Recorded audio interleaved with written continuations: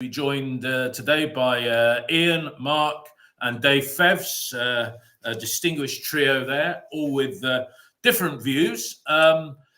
It's not looking great. The final score at Ewood Park last night, it finished Blackburn Rovers 2, City 1. For my part, I thought there was a 20-minute spell in the game where we looked half decent. We'll come on to that later, but it was a disappointing result. And it's one win now in 6 for new manager Liam Manning, although as Neil has pointed out to me, it's not that bad really. When you look at Joe Edwards, the star of England under-20, goes in at Millwall. First game, wonderful, but not great since. They're 2 points off the relegation zone and playing Leicester tonight. So, we're not the only team that are in a bit of a spot at the moment in the wake of having a new manager. Guys, I'll start with you first, Dave, because you always do bring a voice of reason, which when you look at OTIB in the last 12 hours, it's gone into the predictable meltdown. As we normally do, Dave, what were your immediate thoughts at 9:45 and as you sucked your cup of tea at the end of the game?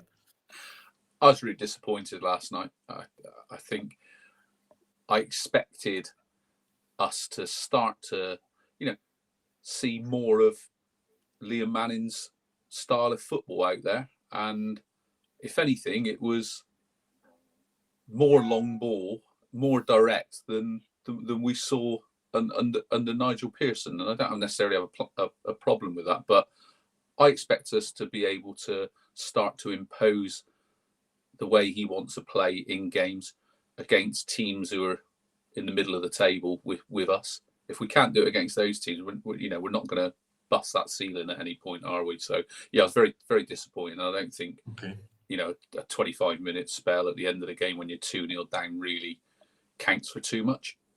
Okay, Ian, what were your thoughts? I know you had a session on Radio Bristol last night, but in the cold light of day, 12 hours later, what are you thinking? I'm thinking pretty much the same. Max O'Leary must have been told to do what he was doing last night and play whoosh football. And I get what he was trying to do. I think he was trying to pick up the second balls when their centre halves won them, because their defenders are always going to win balls in the air because we've got a forward line of, in football terms, midgets. So that's exactly where they want the ball. They want it in the air so they can get up, they can win it, they can head it in. The problem was we weren't picking up the second balls all the time. We did rob their defence a couple of times, but we didn't test the keeper.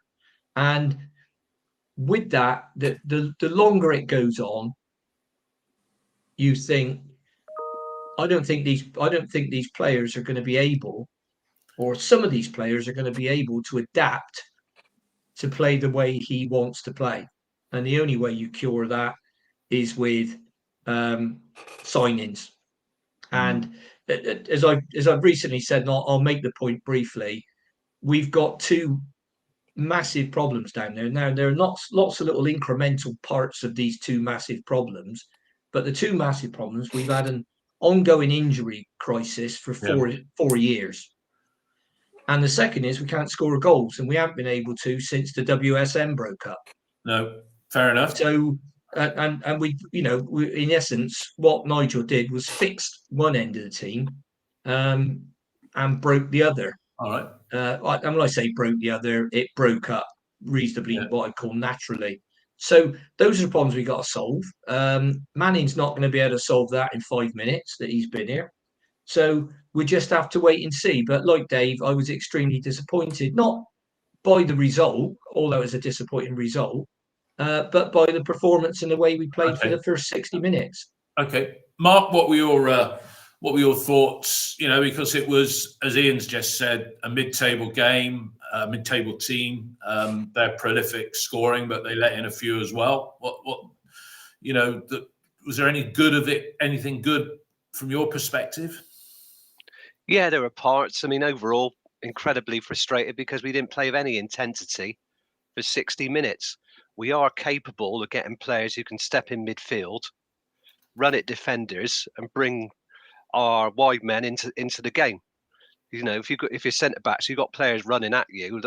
If it's hard to cope with that. But if they're just playing the ball around comfortably in front of you, it's much easier to sit in and defend. The good points were we could see Rob Dickie winning the ball deep, stepping into midfield, making tackles. But something's got to come of that. We got to use that as a springboard. But nobody was prepared to, either James or Williams, who was taken off, really to put pressure on their centre backs and bring our players into play. Our forwards get knocked off the ball too easily. We haven't really got anybody who can hold the ball with his back to goal. And the one player really who tried to win the game on his own, Jason Knight, had 3 or 4 good chances. He had an excellent game and was unlucky not to score. Yeah, but and apart inspired. from that, the thing is, we're in a lot of these games. It's very comfortable. We're playing. We're in. Blackburn didn't look a cut above us at all. They passed the ball around nicely. They looked like they had us under pressure when we were 1-0 down, but they didn't really force O'Leary into any spectacular saves. It was basic mistakes again that cost us. Okay, Dave. Mark's just said the starting midfield of James and Williams. You're not going to get. And I don't want to talk about formations because I know it's fluid in games, but there's no creativity there at all and no real pace amongst those two. And whilst you've got Knight, he's been a revelation as a player, but, were you surprised at the starting lineup? Do you think maybe Conway deserved to start, or out of form out of form Sam Bell was lucky to still keep his place? I was surprised at the lineup, not that I necessarily knew who would start, but I'm really surprised that, having gone from a fairly kind of like rigid selection policy under Nigel Pearson, which in principles of I kind of agreed with, but I thought sometimes some players it was almost kind of quite difficult to lose your place at times, and then I thought what we'd see under Manning would be some rotation, and I couldn't understand, one selection last night, for me was, why wasn't Taylor Gardner-Hickman starting? And I don't necessarily care who he played with, who he left out for it, because I also think Andy Vyman had a decent game on Saturday, and he didn't start as well. So I'm a bit confused by why Taylor Gardner-Hickman's been left out the last 2 games. Understand rotation, but surely he starts one of them. Yeah, just so I wasn't enamored with the team selection. I never judge a team selection before the game because you never know how they're going to go and play. I learned that lesson years ago under Lee Johnson and went up to Newcastle, and it was probably the worst 11 I've ever seen picked, and yet we went 2-0 up and got a 2-2 draw. But saw that one. Yeah, saw that. But it just seemed a strange way of rotating the side last night. We had made one change, and that was Cam Pring coming back in, which was an obvious one. But I thought there were some wrong choices out there, let's say. Okay. Ian, you raised your hand in approval there. I mean, TGH being left out of the starting lineup for both, is that suggesting that he doesn't fancy him that much and he's thinking, well, if I don't play him, then I'm not going to give, I don't have to buy him in summer, and, we've already made that commitment there. Maybe that money can be better spent in Manning's eyes. So do you agree with that? And what did you think of the lineup? Well, I think you're reading into a conspiracy theory there, but with Gardner-Hickman. But I think he just made a selection error in the same way he did at QPR when he played Knight as a holding midfield player. He hasn't made that mistake since, and I hope he doesn't make the mistake. We know Joe Williams struggles to play 2 games a week, never mind 3. He certainly can't play 2 on the bounce. He certainly can't play Saturday, Tuesday, or Saturday, Wednesday. So this comes back to what I was saying last time, that our people at the club talking to him and saying, well, Joe doesn't play 2 games a week, because if he does, he gets injured, etc., etc. But no, had he made the changes that he made after 58 minutes at the start, I think it could have been a different game and we could have done much Yeah. better because we have more energy and more legs. And one thing you need to do to play manning ball is have energy in legs, which is another reason why I don't think some of the players will be up to it. The point Mark made about the strength in our forwards is absolutely right. We haven't got strong, strong, I mean physically strong forwards. And unless you're going to put and something else he has tactically that he could have done for the last half hour of the game would be to try to leave Conway on and bring Cornick on and play with two strikers. The number of times we say that, Ian, play with two, but all of our it's a fact that all of our strikers are better in a two, and it's proven. And so, unless all of a sudden we're going to start playing cosmic football, like Barcelona style football, and play through teams and keep it on the floor all the time and all the rest of it, you're going to need two guys up front. And I think all of ours are better next to somebody else. I mean, the best combination we got from what I've seen is Conway and Wells. But obviously, Naki's another one that it comes back to the injury thing again. And there's him in. And when is he going to come back? Because he was just going to be out for a few weeks, wasn't he? All right, let's move on. Mark, let's get into the action. It wasn't as bad a night as it was at an afternoon up in Huddersfield. And we started brightly. Conway over the top, but then they're prolific, and Smodics having a free kick save. So a few early chances, but I'll come to you first on the first goal, Mark, and then each of you. Mark, how did you see that goal? They showed with one will-o'-the-wisp move how it should be done. Yeah? Do you think we should have done better with the goal, Mark? Oh, God, yeah. Scott Wharton is just over the halfway line. He passes the ball to Sammy Smodics, but James is there. It's played across James. There's just a huge hole for Smodics to play the ball between Rob Dickey and Zach Viner to run into. Just all round bad. But I mean, James has just switched off. He's not marking Smodics. He's not marking anybody. So there's a huge space behind him. It goes between Dickey and Viner. Sigurdsson runs into it. He's in front of Viner and just clips it expertly over Max. 1-0. Simple 1-0. as that. Bad defending. Yeah. Just a technical point here. Somebody's got some speakers that I can hear a bit of feedback in the background. I don't know who that is. I can hear that as well. Out of the three of you. Obviously, it's not me because I'm at the desk. All right, you next, Dave, for the goal. I mean, Mark's just alluded to the fact that James was a bit slow and he goes through games. What did you think of the goal?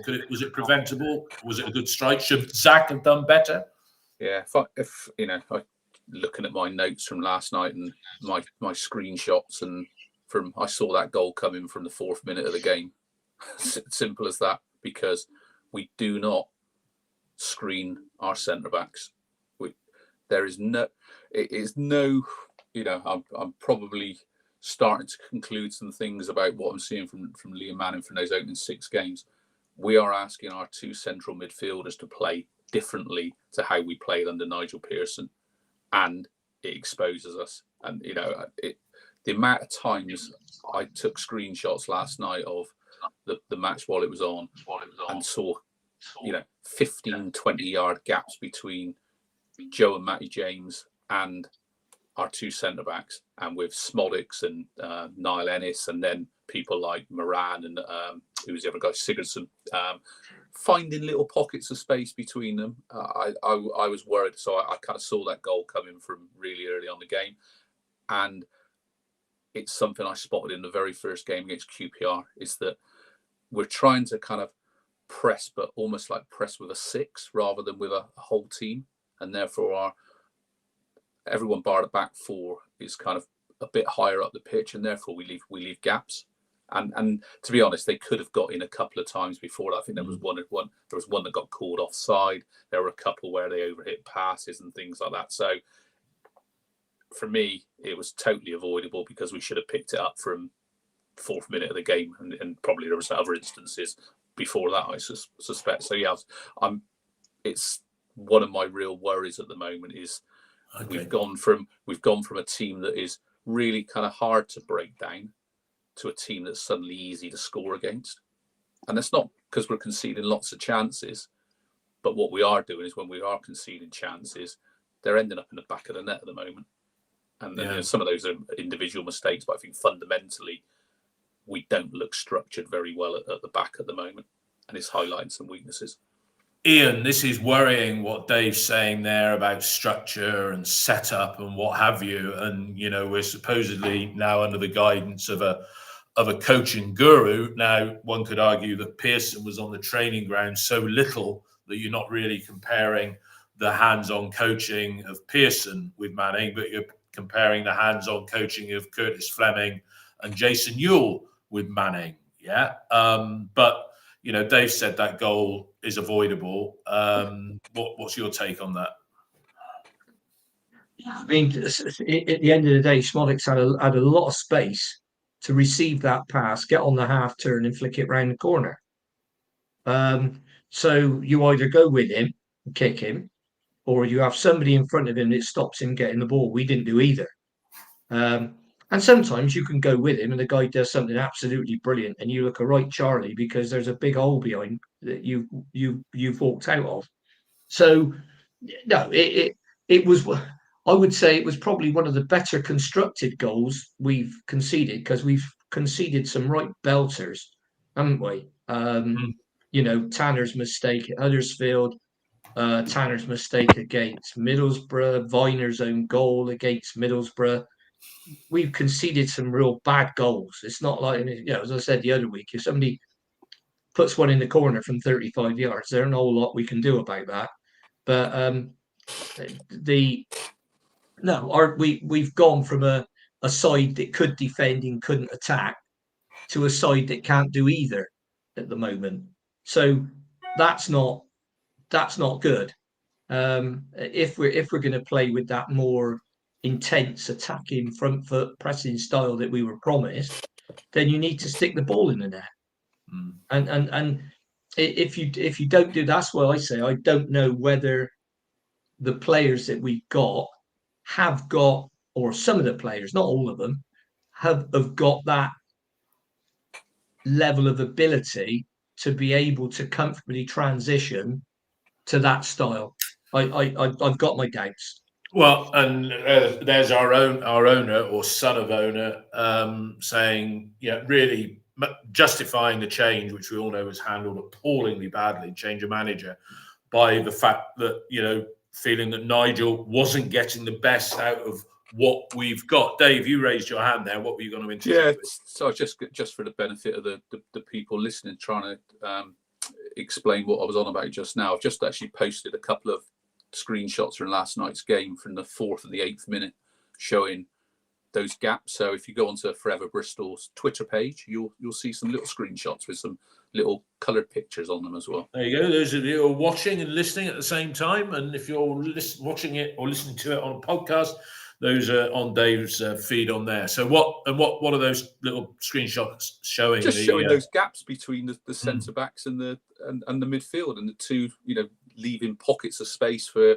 In one of them, it's Baran picking up a ball off of Smolix, and another one is kind of just waiting for that ball to come through, and just people like Pring then get sucked inside to try and cover as well, and it's then leaving, you know, people out wide if they want to go wide and then get crosses in as well. So it just looks fundamentally wrong from what we had was a pretty solid defence. I thought it's worrying. Okay, let's look. We go in at half time, 1-0 down.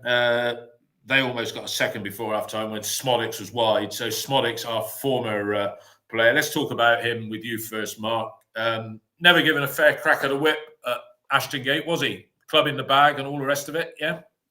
I think he apparently made 4 appearances. I think they were all substitute appearances, and they were only brief cameo roles. He was never really given a chance. I think, was that 1920 season? I think maybe the abridged season with COVID, or 18-19. I don't know. I mean, we do know that he went to Peterborough, who have got, you know, they got a very good record of polishing rough diamonds, and then he got a big money move to Blackburn, and was the joint leading scorer in the division. He's able to drop off, find pockets of space, and he had a couple of chances last night. We kept him quiet in the main, but yeah, he's done very well since he went there.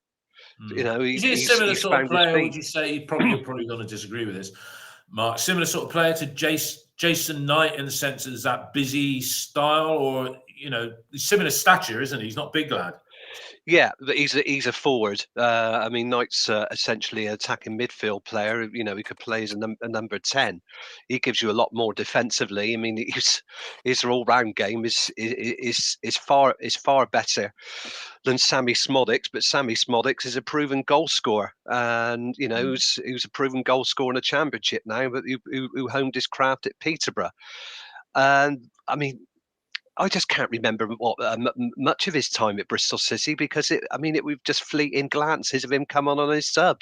Yeah. Never really got a chance to see him. No. And I think we got in the same season. We had Haki and Abdulakan.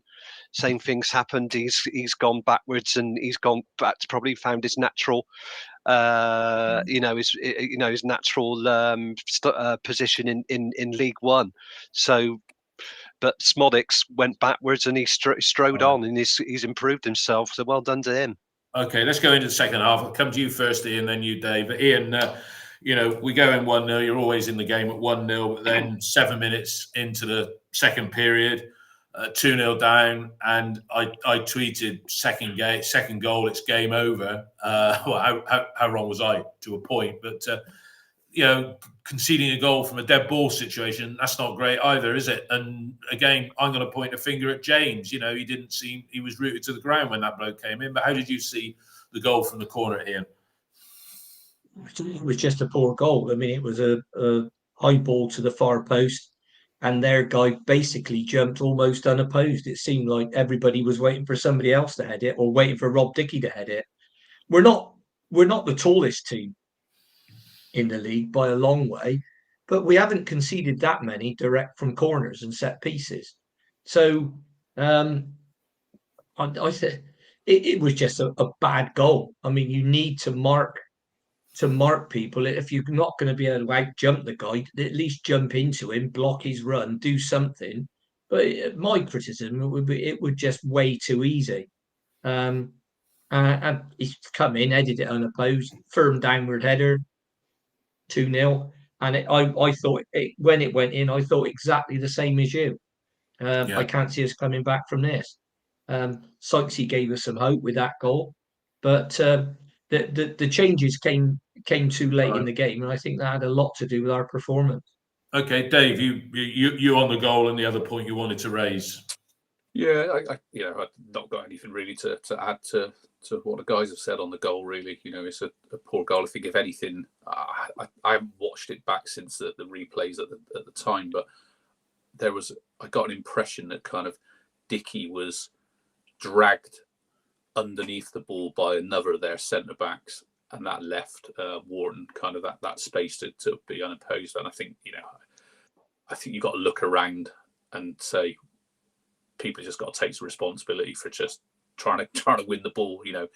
That's what you do there. And I think I was just going to make the point about Smodix as well. It was that he looked really, really sharp in pre-season, and then we signed Casey Palmer 2 days before the season started, and that was the end of it, really. So that's the history of Sammy Smodix. I think he started once, maybe 3 sub appearances, but it was about 70 minutes in total. And there we go.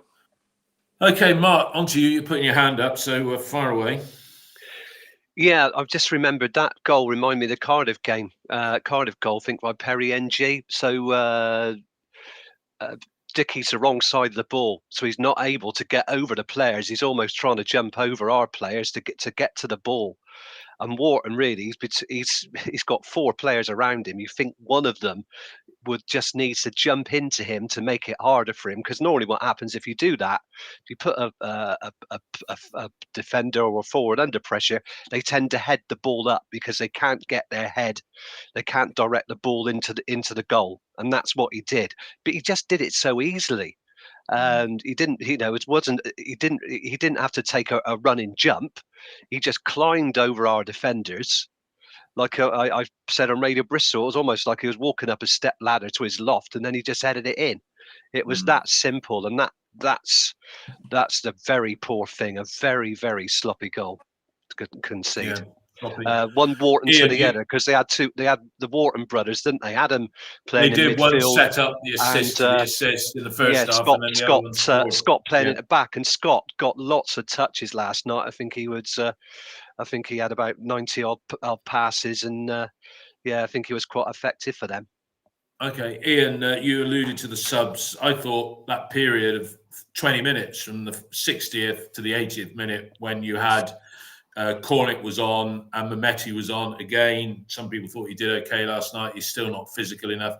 TGH came on, made a difference in midfield, but then he went and redid. And the good paid off with a goal. I mean, that was a well-worked goal, Ian, wasn't it? Yeah, TGH tonight and Sykes, and he's a good little player, Sykes, isn't he? Yeah, and when you think, they say, well, January's a difficult window and the players aren't out there and this, that, and the other. We got him for nothing from a League One team. So there are players about, but it's a matter of scouting. I mean, fair play to, sounds like it was Tinian, or one of his guys that scouted Sykes. So good signing. I think he might have originally been brought in to play right wing back, but we don't know the ins and outs of that. But yeah, he's a good player. I like him in that position, and I think in some ways Manning might feel more comfortable in playing the three at the back and having Sykes and Pring as wing backs. But he can't do that without blooding a youngster, because at the moment all of our centre backs, as usual, are injured. Well, I say all of them bar two. So well, actually, sorry to interrupt you. If you look on here, John H has said still looking for the best formation and best 11, but he can't wait for the return of Wells, McCrory, Atkinson, and Naismith can all play in a three, I would imagine. Yes, so, well, two of them do. They can. And maybe McCrory can as well. Yeah, but their preferred position is right back. Well, McCrory can also play in midfield, but he's got to be fit first, and they're not going to be back until January. Now, Naki probably might even be back on the bench on Saturday, from what I'm hearing. So, but the other three, I don't think you're going to see him until January. Oh, the earliest. Okay. So yeah, and Naismith's off for another scan, and we all know what that means. It's never good news, is it? No. So I've had the scan, so I'll be back next week. That just doesn't happen. And based on it's his calf again, that's 4 calf injuries he's had. Hamstring, Ian. Well, according to Bristol, I thought it was hamstring, Dave, but according to Bristol Live, it was his calf. Yeah, I thought it was his hamstring that he did it. Yeah. He did against Southampton. Yeah. Well, no, I'm not saying you're wrong in there, right? They could easily be wrong, but I thought it was his hamstring. How it was announced, Ian, was it was hamstring? Yeah. Yeah. Yeah. But that's okay. To be honest, that was what to be honest, it doesn't matter. Don't really matter what it is. He can't play. He's not available for selection. He's not available, and so it's already saying, well, we can do this, we can do that, we can do the other. Yeah, and you can bet your life. And I'm not trying to be miserable here, but what tends to happen is as soon as they come back, another 2 or 3 go missing. Well, so I'm a bit nonplussed with it all. Really, is that how we're going to solve it? And I think the only way you solve it is, even if it's only in the short term, is bring in more players. And loads are fine. We'll talk about players in a minute, because the transfer window opening is drawing ever closer. Dave, we got that goal, and then I'll call it that golden 20-minute spell before he undid what he happened to have come across, because the goal, good strike. Then we had James setting up Knight, shot one wide. Sykes, lung-busting 60-yard run, and Knight just couldn't bring the ball out from under his feet. Bought a save from the goalkeeper. And then 78 minutes on the clock. Pring, Mehmeti, back to Pring, cross, Knight with a header. We're talking about Knight as an attacking midfielder, but there he is on the end of 3 good chances. Yeah. Where's the rest of the strike force? And then Liam undoes it by bringing off he takes off. Who comes off very late on? Takes off Sykes. Sykes. Takes off Knight. And Knight. And Knight. So what did you think of that? Was a purple patch that we did enough to get an equaliser there, in my view. And I thought we looked decent. I mean, I was bored witless in the first half, but that little 20-minute spell when we got the goal, we raised our game. And I thought we were okay. I didn't feel suicidal like a lot of people seem to be when you read the forum this morning. We did. I think, when we conceded the second goal for about 5 minutes afterwards, football term, our heads were all over the place. No one wanted the ball. It was panic stations, and at that point, I feared a third and a fourth as well. And I'm thinking, that had kind of been quite destroying for us. But yeah, we made the subs. We got back into it. We played with a bit more intent. Whatever that means, but we did. We started to move the ball forward. We started to keep the ball. No kind of surprise that suddenly Matty James is getting on the ball more. Whether Blackburn switched off a bit at that point, 2-0 up, quite possibly. We certainly seem to have a bit more time to be able to find our passes. And then we made some subs, which the easy answer to that is they've played a lot of minutes. They're tiring, and we got another game. But they were the two players, along with people like Mehmeti and Cornick were starting to get involved as well, that were fashioning chances for us, and it kind of just seemed to be, don't you just try and play them through tonight to the end of the game and try and get something because we're in the ascendancy, and it didn't quite work for me. And once again, you know what I'm like. I think there's a couple of kind of excuses coming out from Manning in terms of some of his choices and selections. And he said on Saturday, and I can't sort of hark back to that, but he made some comment after the game that he took Sykes off because he played a lot of minutes. Yeah, I can't argue with that. But he said George Tanner was starting to get exposed. Well, I went back and watched that 15 minutes of the second half of the game, and it's just not true. There are a couple of Headley, their left wing back, hadn't had a kick all game until he took Sykes off. And we changed formation at that point as well. And it undid us. And I think, I'm going to be critical. I'm only an amateur. I'm only a fan. But I think there's some big questions about being able to read the game. And that's not just down to him. That's down to his assistant. It's down to James Krause, who's the guy he's brought in as this analyst coach. I do sometimes wonder what they're feeding back. Because do you think, Dave, there's a general lack of experience? And when Manning was appointed, I looked at who his team were at Oxford, and he had a player. He had one of his team who's still at Oxford, Craig Short, who is, he's not football royalty by a country mile, but he's played most of his football at a higher level. And whereas Lee Johnson's ego was so big that he'd never have an experienced head alongside him, John Ward wanted an experienced head alongside him, and he was an experienced manager.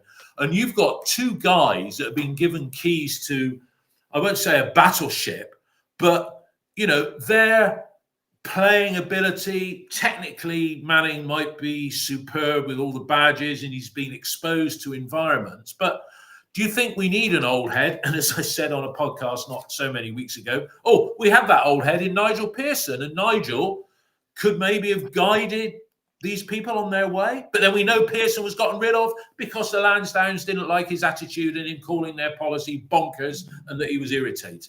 Yeah, I'm kind of loath to reach too many conclusions. I guess I'm just highlighting what I've seen so far. But yeah, there's definitely a lack of experience. The whole point of Nigel's setup, in my opinion, was we're aiming for the Premier League. We can laugh and joke a little bit about that at this moment in time. Therefore, I need people who know what it takes to be in the Premier League. And he had that in Fleming, he had that in Ewell, he had it in Dave Rennie, and now we've got none of it. We've got you can look all the way across the structure, and I'm not going to kind of be disparaging of people. There's a hell of a load of hate for Brian Tinian going round at the moment. I don't know the dynamics inside the HPC, so I'm not going to comment that. There's loads of stuff about he's a snake. I just have to kind of judge him on what happens in the current structure. But you've got John Lansdowne as chairman, who's, he's not chairman of a 30 million turnover company, is he? You've got Gavin Marshall, who's a finance guy, very good at his finances. But is he a CEO? What experience has he got to be a CEO? I don't know. We've got the young guy. I say young guy, he's probably his 30s, isn't he? Tom Rawcliffe, who's stepping up into be a CEO, COO from a finance position. Yeah. And then we've got, guys in the coaching setup that haven't experienced that. And to be fair, Dave, and so, unless they really are super coaches and Superman managers, then it's going to be a shit show. Have a void, I'm afraid. And we said on this podcast that Phil Alexander was Mr. Invisible, but again, he was that potential to be that father figure at age 60, 61, right? And I'm rapidly coming to the view that he was probably an advocate of Nigel Pearson, and that's what probably cost him his job, that he still, I'm not going to sack him. I'm not going to do your dirty work for you. Right, you next, Ian. I mean, we've gone on a bit there about, the structure and the lack of experience. Yeah, never mind players, right? Because these players were not doing great under Pearson, but there's the injuries, and we just mentioned 4 players. If they were in the team now, would it be different? Wells, McCorry, Atkinson, Naismith, they'd all be first picks. But what is your view on this lack of experience at every level in the club, Ian? Every level, on and off the pitch. So should we go to Ipswich and get Mark Ashton, because he's got lots of experience and he's got a very inexperienced coach, and they're 10 points clear of third place. So I think that's the answer. Dave, mate, I'm sorry, but you're on that forum too much, and you're going down that many rabbit holes. I can't believe it. We've got the conspiracy theory. Nigel Pearson would still be manager at that club if he hadn't started throwing hand grenades. Yeah, right? That's what I said. Why is he throwing hand grenades, Ian? That's what you need to ask. The reason he was throwing hand grenades is he wanted a new contract and he wasn't going to get one. And I whether that was the right thing to do or the wrong thing to do, he knew what he was doing. He's a clever bloke. He's not daft. He ain't one of these blokes that sort of engage mouth before engaging brain. He knew what he was saying, and it was only going to end one way once that started, because I think he would still be there as our manager and we'd have made the change in the summer. That's my understanding of what the situation would be. But I think he but they pushed him into in terms of what they're expecting to get out of that team. What happened around the Alex Scott transfer? They basically pulled the rug from under his feet and given him no chance, have they? So you could say that with all the players we've signed, Dave. I'm not taking the side of the board, but if they wanted to make a change, I think they'd have let this contract run down and done it more in the summer. But they didn't. Why didn't they? Because he started. Because he started. You can't. I've said it a load of times on air. You can't start throwing hand grenades at owners because they won't have it. Dave's trying to say, why didn't they say, right? So if why not get rid of it in the summer? Pearson was saying, yeah. How do you know? How do you know? All right, with it because they're all right. Well, all right. So how do you know they didn't have that conversation? Well, he should have said. In the job. He was still in the job till October. That's why. How do you know they didn't have the conversation about the summer and say, look, we're not going to give you a new contract? Well, I mean, they didn't offer him a new contract, so that tells you what you want to know. They could have easily said to him, well, or what I would have said, and I suggested it plenty of times on here, is, well, look, Nigel, we're 14th in the table wherever we are. It ain't going gangbusters, but you're doing okay. Let's see where we are in the summer. But he didn't seem happy with that for some reason. I don't know. Now, on the Scott money, they're expecting the to club. Get hang on. Wait a minute. No. Let's do this now, because in the summer, Brian Tinian, and you were at the same bloody lunch I was at, Dave. I said to him, how many players we're going to sign this season, Brian? We're going to sign 3. All right. If Scotty goes, we're going to sign 4. 5. 4 or 5. Yeah. 4. He said, we finished up signing 6, right? Because we had to get the goalkeeper because Walls Richards hurt himself.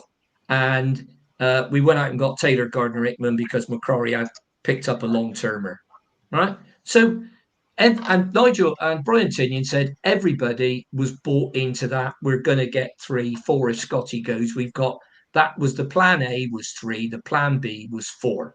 Now, that's what they were all bought into, Tinian said. And he said that in the summer before there was any transfer activity right, at all. Because I heard him say that. Ian's right. Yeah. Right. So that's what he said. Now, if Nigel didn't agree with that and he expected a lot of money, and by the way, I think he should have been given some money when we sold Scott. Okay? Not all of it by a long way, because we know we're only getting to get it over 4 years of his contract or whatever it is. And great to see that the Premier League have now decided to make a change and they can only amortize players' contracts over 5 years. That's a good move. So, but what I think people, what you've got to say is that they've made the change now. I think they should have given him some money to strengthen, not just because we sold Scotty, but because of all the blasted injuries again. But yeah, there you go. They Let me let Dave have a peek, Dave, and then Mark as well. Dave, what were you going to say? That's the whole point, though. Brian Tinian has said we had 2 players for every position. Well, we didn't, because we had long-term injuries. We had Rob Atkinson, who's still not back. He was not going to be back till November, December. We had Eamon Benarous, who, dread to think when he's gonna come back. So, and then we sold Alex Scott as well. So we didn't have 2 players for every position. I think just a couple of things that, Matt Morris just put something. I know Matt. Hi, Matt. I don't think Nigel Pearson was the answer to everything, but what I do think is he was slowly building the club in the right direction, and we've taken a huge gamble in ripping that up. And I think, just going back on your point,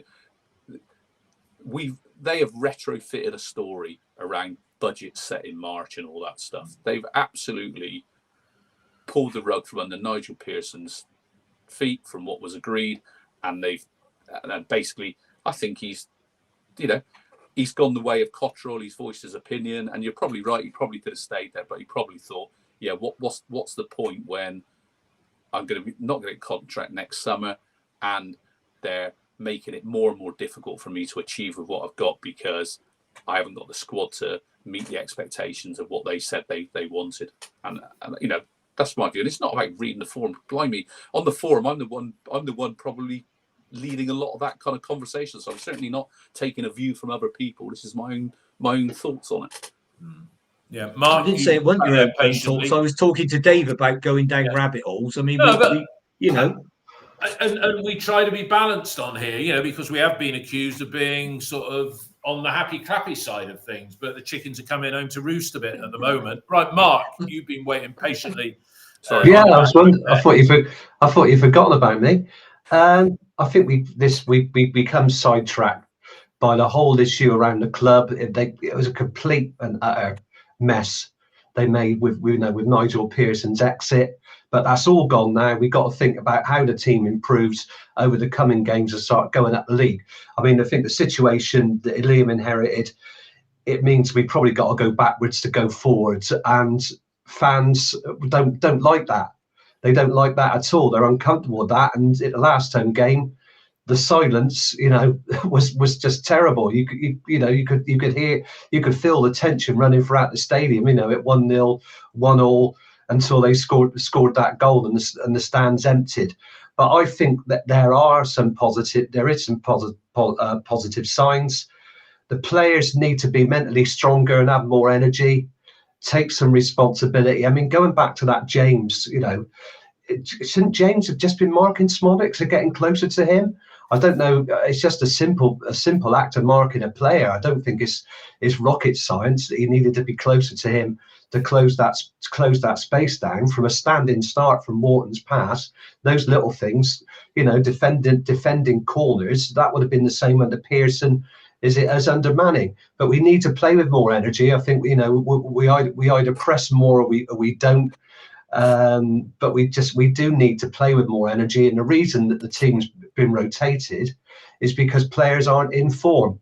I'd like to see Mehmeti start against. I think Mehmeti edges Bell out to start against Sunderland, who are going to pose us a lot more problems than Blackburn did. But it's the problem with both of them is that they both can't defend. Once they are the wrong side of their opponents, they find it very difficult to tackle back, especially Mehmeti. But he did look better. He took a little while to grow into it, but he took his player on. And if he'd been in the Premier League, he probably would have got a penalty. He had his shirt pulled off his back before he tried a cross shot. So it's just players taking responsibility. Like we got the centre backs stepping into midfield. I like that. I'd like a midfielder, who can help release Knight. When Cornick came on last night, he linked the attack very well. I think the mistakes that Manning's making are things like the substitutions that weakened us last night.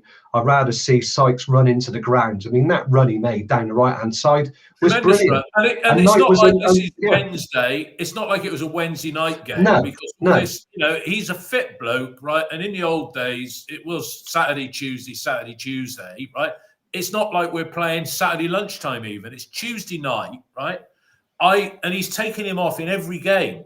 He's taking him off in every game, I believe. Somebody said. Yeah. But that, I mean, it's hacking Fret. Once those substitutions were made, and he got into the game, Cornick was linking in well. Now Cornick is a forward player.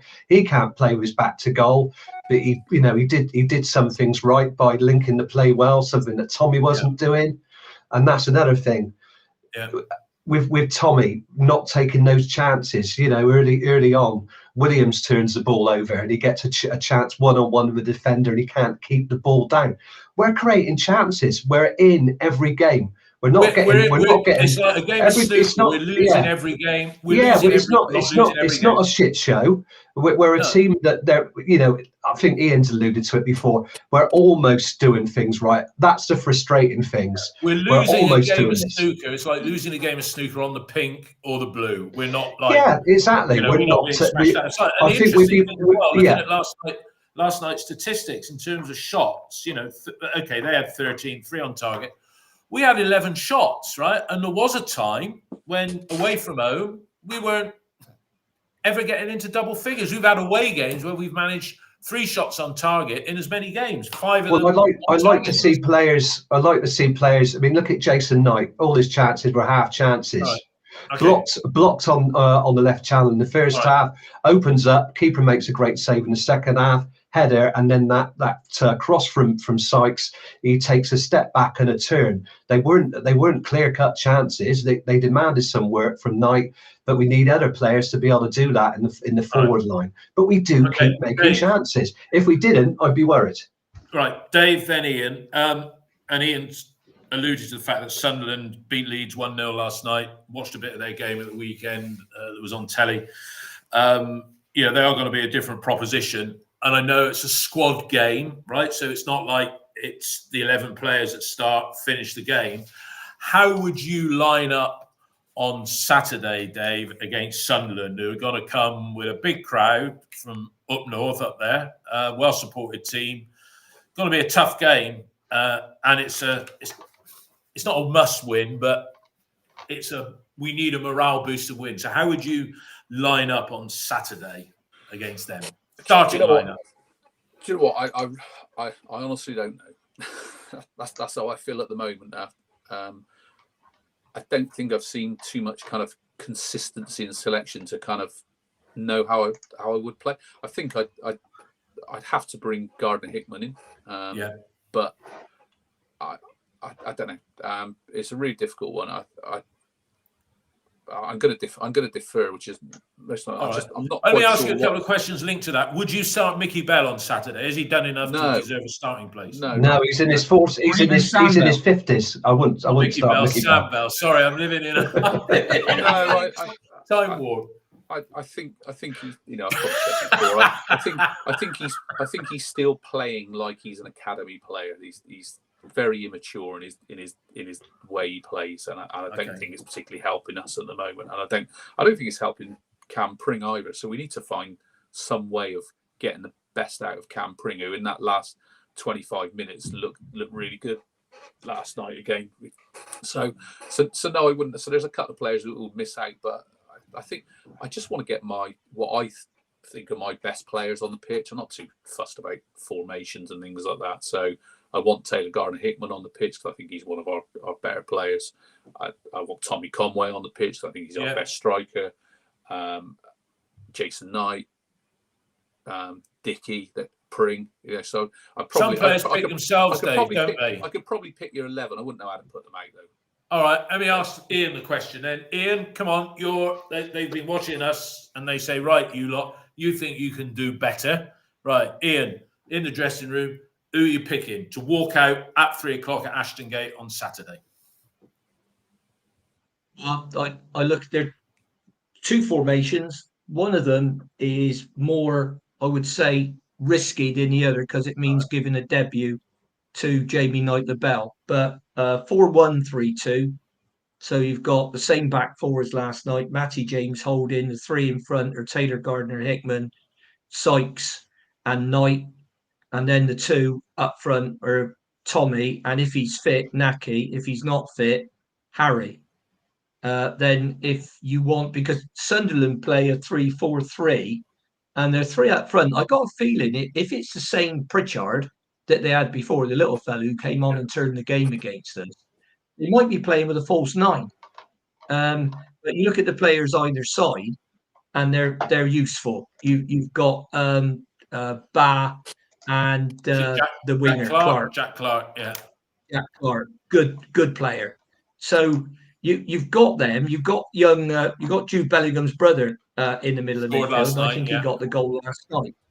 So the other option is you go with a three at the back with Pring and Sykes as your wing backs. Then you've got Knight-LaBelle on the right, Viner in the middle, Rob Dickey on the left of that back three. Then your midfield is James Knight and Taylor Gardner-Hickman, your three central guys, and then up front the same two. So I just think that the issue with Tommy, I think he's trying hard enough, might even be trying too hard. And we know the kid can finish because we've seen him do it. But he needs company up there, and he needs somebody to play off, play with, take some of the weight off him and stop him getting isolated. And Dave mentioned the gaps that were there last night between the back four and the midfield and the forwards. And it's just you play good sides and they'll just fill those gaps with blokes who are going to get on the ball, get on the half turn and get you in a lot of trouble. And last night, another thing that went wrong last night was our passing accuracy was lousy. So I think that would be my two alternatives. Okay. Just more or less to get some time. Yeah, from my own perspective. Sorry about this. Mark, you agreeing sort of loosely with what Ian? I think what Ian said as a side there. I think your risky side, Ian, was Jamie Knight-LaBelle, but you went on with the safe formation, which is what I asked you. What do you think is likely to happen, Mark? Would you make any? I mean, would you maybe try Tanner? Get your best players on the pitch, so really get Tanner off because he's been the butt of some criticism. He wasn't great. He wasn't bad last night, but you could put Sykes as a conventional right back where he played in a 4. And then I'm not his fan, but get your best players on the pitch. Bring Andy Vyman on playing in that wide right role. No, I'm not in favour of that. But what would your lineup be, Mark? I try something a bit different to give some solidity and let Knight play. So I would bring in Taylor Gardner-Hickman for Joe Williams, and I bring in Mehmeti for Bell, and I play 4-4-1-1. So you've got Knight behind Tommy Conway. So Knight can drop back into the midfield as a 5, or he can, when we're in defence, and he can play alongside Conway when we're attacking and give him some assistance. That means we can play Mehmeti wide on one flank, and Sykes on the other. And Sykes obviously he's got defensive capabilities to protect Tanner. The only thing is we may be a little bit weak on the left because Mehmeti is good defensively, but he will have to keep close to the bell. But that gives you some solidity and will make it harder for us to play through. I think we need to let Sunderland have more possession and try and turn the ball over. If we do that with a defensive five with a block, we can do that. I like that side you picked there, Mark, for what it's Thank worth. you. I know jack shit when it comes to the finer points of the game. Not Jack Clark, then. We're coming up to the Christmas New Year period before. Can we just say one thing? Yeah. I felt very old last night when James Hill came on, Matt Hill's son, who will be 21. He'll be 21 in January. He's on loan from Bournemouth. But Matt Hill's son, Matt Hill, was at school with my cousin. My cousin's 43. Right. Right. So the transfer window opens on the 1st of Jan, and we're playing home to Millwall that day. But before then, we got the Sunderland Hull home games, Watford, Birmingham away. 5 games, 5 points based on recent form. Yeah, where would that put us? I mean, I'm starting to look at QPR, who've turned around a bit of form, so I don't think the bottom 3 are cut and dried. Do you think? I'll start with you, Dave. And Tomo said this on the text feed on here. He thinks Lansdowne, John, he's going to spend £5 million in the January window. Do you think that's likely? And if it is it really saving face? And do you think Daddy will say, well, hang on, we've screwed up here, right? What do you think is going to happen in that transfer window? Because we could, if the current form continues, we could be closer to the relegation position than we are the playoff positions. So are they going to splash the cash in Jan, Dave, as a save face exercise? What are we at the moment? I think we're 7 points either way, aren't we, at the moment? Something like that, probably, yeah. So, splash the cash. I think we will make some signings. I think we'll spend some money. I don't know how much. I think it depends on really what they're trying to do in this window, and we'll have to probably be a bit, guided by what we see. I guess my problem at the moment is I actually don't know what we need at the moment because I don't know how we're playing, and so we seem to be flip-flopping between trying to play one way or the other, and I think that makes it difficult to recruit because you're also not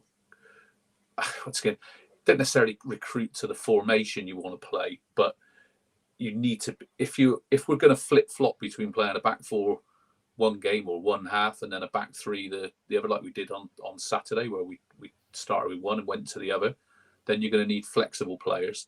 And if you're going for flexible players, you're narrowing your field of players. So I think this goes back to my underlying thought at the moment is he's trying to make too much change too quickly. And there wasn't a lot wrong with what we had. Matt Moore, you'll disagree with me. Yeah, it wasn't perfect under Nigel Pearson by any stretch, but we had a solid mid-table-ish side that, to all intents and purposes, the only gap was they're not being coached properly to achieve what they're capable of. So let's not try and rebuild Rome straight away. I kind of find it take this back into kind of real life work experiences. You don't go in on day one and make changes. No. You have to have an evaluation period, and this 13 games before the end of the window or 10 games before the start of the window should have been the evaluation period to say not only what do we need in the window if we need anything, but how exactly do I want to play? Because we actually heard from Liam Manning when he came out, he's adaptable, and I guess one of the things I'm slightly disappointed with, and that's a kind of trend towards disappointment, is actually seems like he's only got one way of playing, and he's not as adaptable as what he said he is, and he's trying to make that fit what he's got here, and I think that's kind of mistake number one. He should just be a bit more patient. Yeah, and picking up on that, Dave, I saw his interview post-match last night, and I mean, being questioned by Dave Barton is like being attacked by a dead sheep, to coin a phrase, right? But he was back to looking at the ground, and he looked, I'm going to use the phrase, a little bit like the rabbit in headlights. He was using a couple of his buzzwords in there, and he's not got the slick, cheeky, chappy thing that Lee Johnson had. But you know, he looked a bit subdued last night, I thought, in the interview. He did. I didn't think it was. I heard the Radio Bristol one last night before I came on here. I watched the club one because there was a fair sense of what you've just said on the forums last night. I don't think it was too bad an interview, to be honest. I think, you know, it's a bit of, you know, rhetoric going on, and, you know, about looking down at the ground and whatever. And I think his head's up enough of it for me. I think it's one of those interviews, you know, you've lost 2-1 away from home. We weren't very good for an hour, although I probably contradict that. I thought in bits and pieces there were some decent things last night. I'm not going to go all in on we lost, therefore it's all crap, because actually there were some bits in that opening 20 minutes where for once we actually pinched the ball high and we created some chances. Yeah. You know, on the flip side, there were like huge gaping holes in some parts of our structure.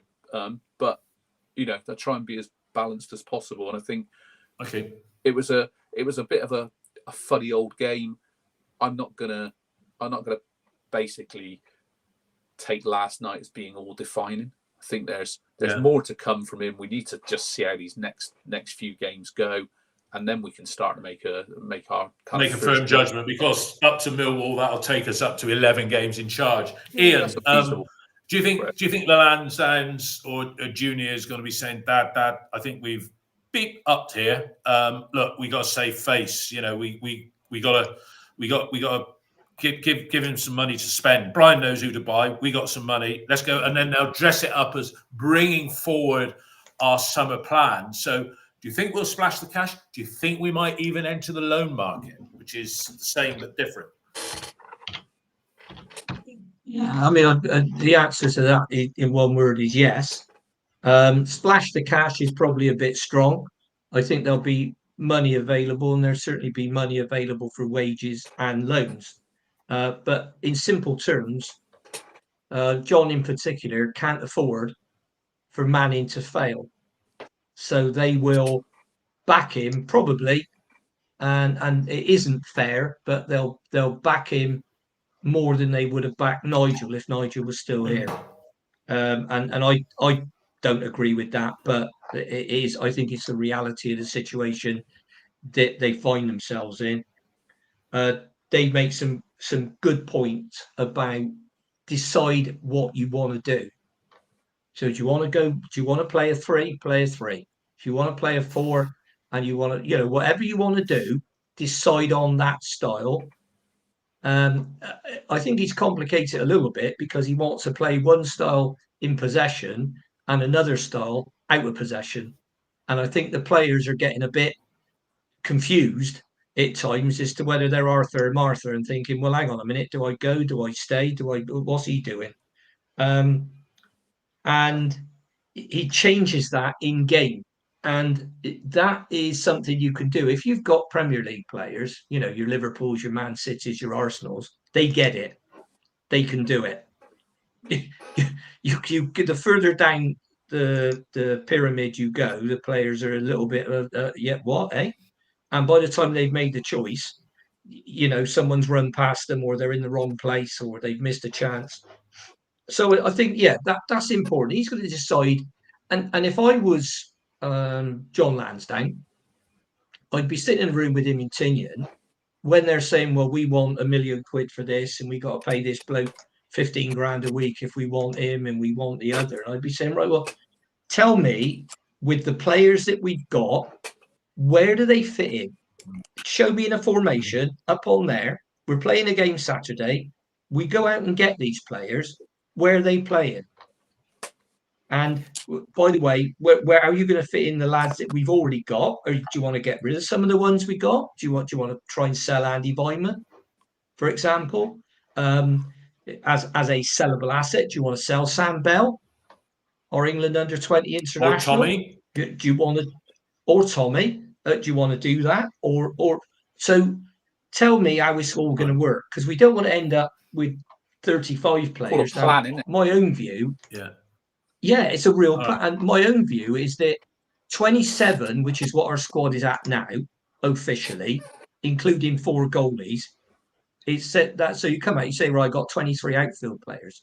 But the point I was making right at the start of the season, when I was getting decried for it, was we've got to allow for between 4 and 6 injured players because of the way it's been. Now, I please God, we don't have to keep doing that because that's going to get tiresome. But for me, we need we need another 4 outfield players. Okay, all right. So that you can roll with the punches as far as injuries go. Okay.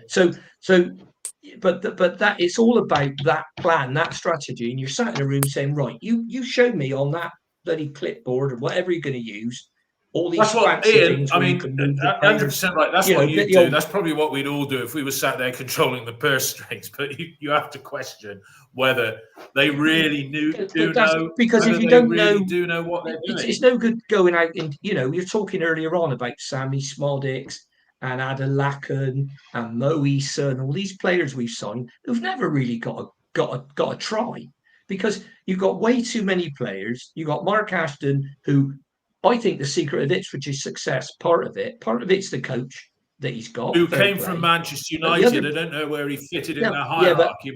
All right, we know. Yeah, I know. But hang on. But otherwise I'll lose me thread. If the big thing is the people that are managing him, because they're obviously not saying spend what you like, do what you want. They're obviously saying, no, that's your budget, kid. Now you do the best as you can within that, because that's what we can afford. Yeah. So, and they may have got lucky with the choice of the coach, but he's got, you're talking about experience earlier on. Hasn't got huge experience as a man. I think this is his first managerial job. He was doing it though at Manchester United. All right, Dave wants to come in quickly. I want to finish with Mark. Dave, your point. Ian, just go and Google, and I can't remember the guy's name, but he's the Game Changer 2020 or the Arizona Fire Chief Pension Fund guy. His name's Mark. I can't think what his name is. Try and Google it. He did an interview summer before last with Ipswich Town, and I tell you what, there is no way I'd want to mess with him. He comes across as being completely on the ball about what this football club's doing. He's not a football expert. He's employed the football experts, but it's one of those where he's a tough-minded businessman. Yeah, I think I saw that interview back in the day. There's a difference, and completely take away. I think McKenna is, whether he's just a one-off great fit for Ipswich, I doubt it. And he's not, and they've not splashed the cash. They're not doing it with high wage earners that have come in. But if you look at it, it's a trend. Yeah. It's a trend that's developed in the game, because Millwall have done the same thing with Joe Edwards. We'll get rid of the older established manager, in their case Gary Rowett, and we'll bring in this new with Joe because Edwards. He's going to do it. With Joe Edwards, as we said right at the top of the podcast, right, it ain't going that well in recent weeks. Right, I need to finish, guys, because we've done just over the hour. Mark, I just want you to have a little piece from you. Do you think the lads have said about signing players, but the loan options are there? Do you think the dressing room is strong enough to be able to cope with, I'll say, up to 2 loan players coming in?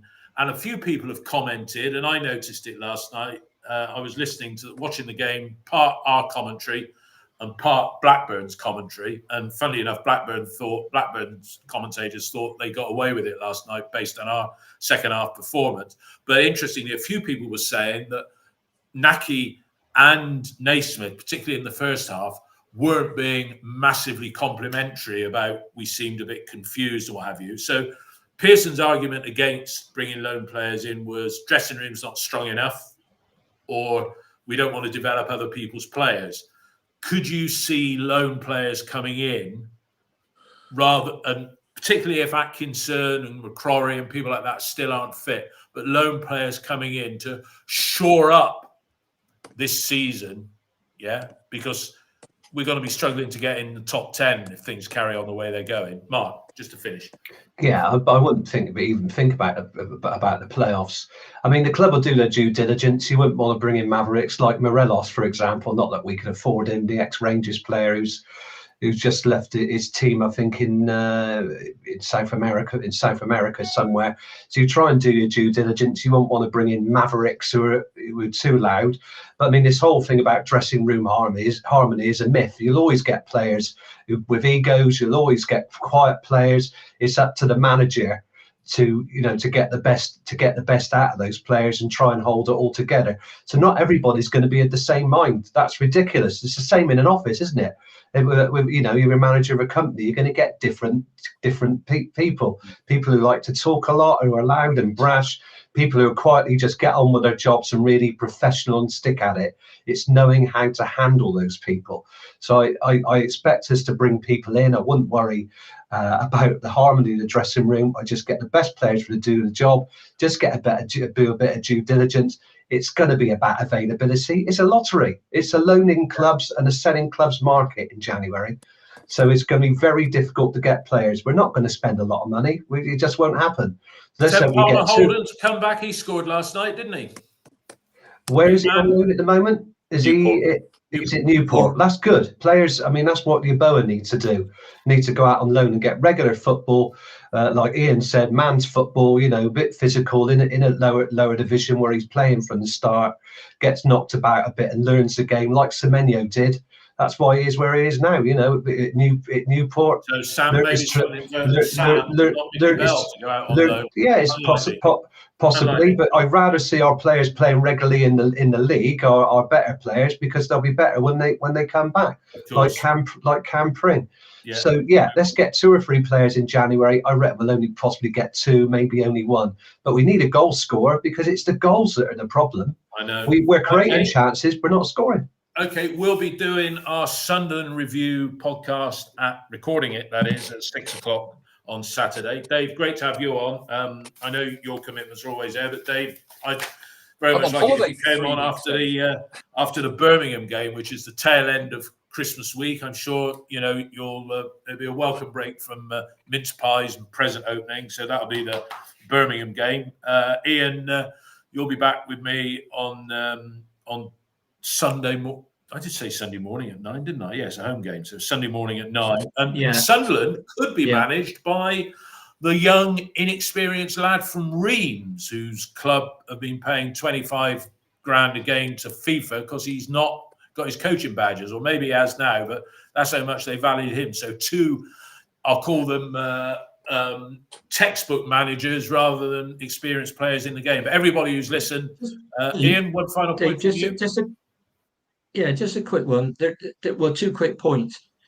If all these managers seem to be getting hewn, these younger guys getting hewn from the same block, so are we going to get a situation where you've just got 2 teams out there all the time, absolutely counteracting what each other are doing because they're both trying to do exactly the same thing all the time? And that's just for people to think about for another day. And the second thing is a point that Mark was making about personalities and young managers. And what I've always found is, and Dave made a point earlier about trying to change too much too quick. The other mistake they make is they think that the world began with them. And football managers are terrible at this. They go into a club and everything that's gone behind, the players aren't fit, and everything's bad that they go into. And sometimes I think you have to sit down and think, hang on a minute, the world didn't begin when Liam Manning walked in. No. And there are things at the club that are very right, and there are things at the club that are very wrong. And this period of assessment, and I've seen it in business a lot. This period of assessment is very, very, very important because you can rub a lot of people up the wrong way very unnecessarily by trying to go at it like a bull at a gate. And too much change, all you do is confuse people. Yeah. And there's nothing worse than having a company where everybody's wandering around in a state of confusion. I'll tell you that now. Anyway, guys, thanks a lot for that. Thanks everybody for listening, and we'll be back with another match review. And I'm on the Sunderland's What the Folk podcast, so I'm featuring on that before the game. Dave, one final point from you. Yeah, just going to say, Ian, the guy's name is Mark Steed, Steed. Worth having a little read of, and there's a video out there somewhere as well, and some of the listeners might want to have a little read about it as well. But I just repeat that Mark Steed is a member of Game Changer 2020. He's on the Arizona Pension Fund board. So he's a custodian of the money. Yeah, if any of you have watched Deliverance, that's kind of what I think would have happened to Mark Ashton if he'd have messed up. Okay. There we go. All right. So what, him and Mark Ashton on Julian Banjos? For the very last time on this episode, have a good week. What's